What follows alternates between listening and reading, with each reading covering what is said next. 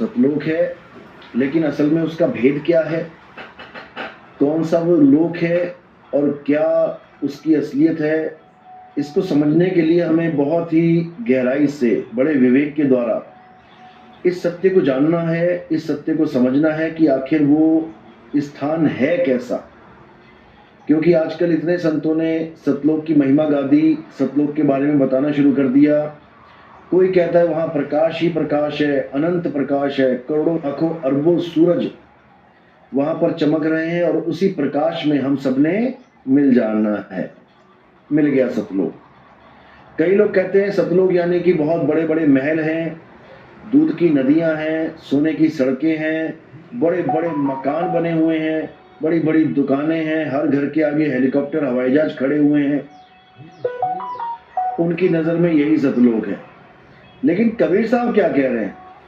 कबीर साहब का सतलोक कौन सा है, उसको समझने के लिए हमें वाणी पे विचार करना पड़ेगा। कबीर साहब कहते हैं लोक अलोक शब्द है भाई, और जिन जाना तिन संशय जाई। कहते हैं हमारा जो लोक है, हमारा जो घर है, वो कोई ऐसा नहीं है कि वहाँ पर कोई बस्ती है, कोई गांव है, कोई शहर है, मकान दुकान बने हुए हैं। बिल्कुल भी नहीं। इस भ्रम में कभी नहीं पड़ना है कि सतलोक में कोई मकान दुकान है, बिल्कुल नहीं। इस भ्रम में बिल्कुल नहीं पड़ना है कि सतलोक में कोई बिल्डिंगें बनी हुई हैं और तुम जाके उन बिल्डिंगों में रहोगे। क्या भरमाया जाता है हमें कि माया ने सतलोक की नकल करके ये दुनिया बनाई। अब देखो, मूर्ख इंसान इस लपेटे में आ जाएगा, जो अविवेकी है वो इसके लपेटे में आ जाएगा कि शायद गुरुजी सही बोल रहे हैं। कारण क्या है? क्योंकि कई वाणियों में आता है कि माया ने सतलोक का प्रतिबिंब यहाँ पे डाल रखा है, इस लोक में। अब वो क्या कहना चाह रही है वाणी, वो बात बिल्कुल अलग है, और हमें क्या समझा दिया गया वो ज्ञान बिल्कुल अलग है।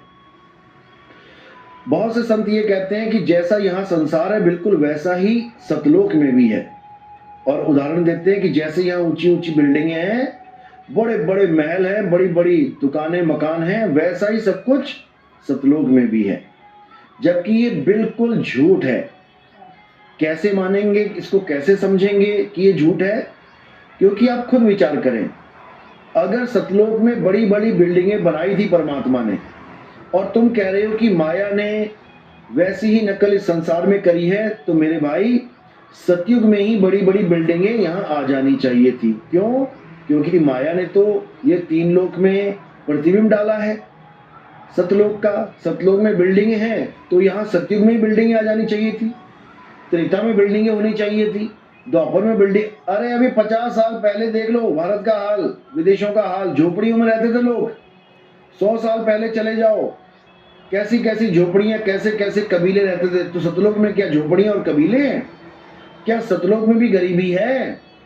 आज ये इंसान अमीर हो गया, पैसा कमा कमा के आज ये अर्थव्यवस्था को स्ट्रॉन्ग करके बड़ी बड़ी बिल्डिंगें बना बैठा, तो इन लोगों ने बड़ी बड़ी बिल्डिंगें बना दी सतलोक में। और जब ये इंसान झोपड़ियों में जीवन काट के जा रहा था, आज से 100 साल पहले देख लो, 200 साल पहले, ये बिल्डिंगें नहीं थी भाई। 95% लोग झोपड़ियों में रह रहे थे, कच्चे मकानों में रह रहे थे।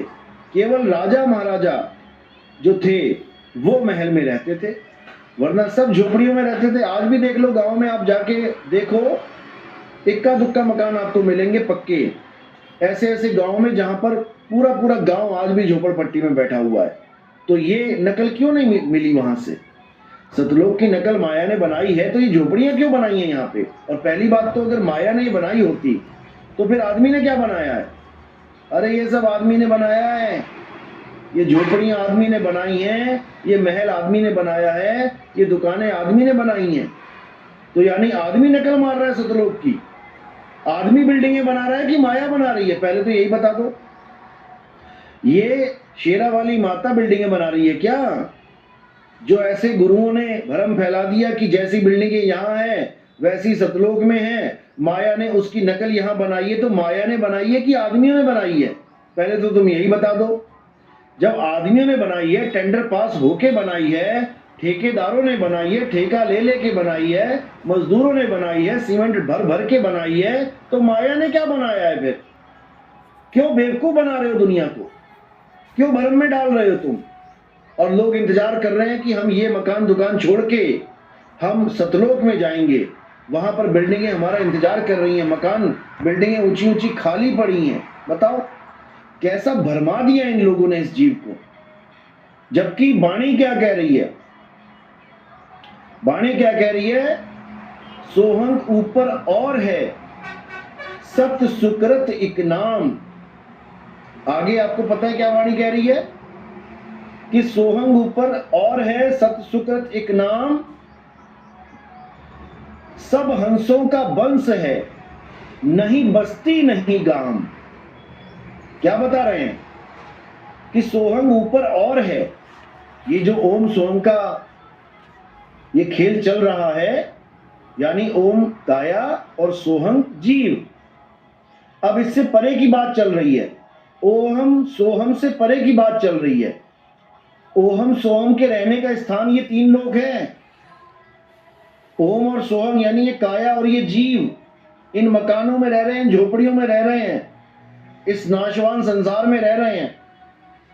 लेकिन जब हम सत्य को प्राप्त करेंगे, जब हम परमात्मा के पास जाएंगे, तब वहां पर क्या हाल है बिल्कुल क्लियर बता दिया। सोहंग ऊपर और है, सत सुकृत इक नाम, सब हंसों का वंश है, नहीं बस्ती नहीं गांव। यानी वहां ना तो कोई बस्ती है और ना ही वहां कोई गांव है। बस्ती और गांव क्यों बोला गया? क्योंकि कोई ये ना सोचने लग जाए कि वहां बस्ती बसी हुई है, हमारी मकान दुकान बने हुए हैं वहां पे। ऐसा कुछ नहीं है भाई। वहां केवल और केवल शब्द है और हम सब शब्द में निवास करेंगे।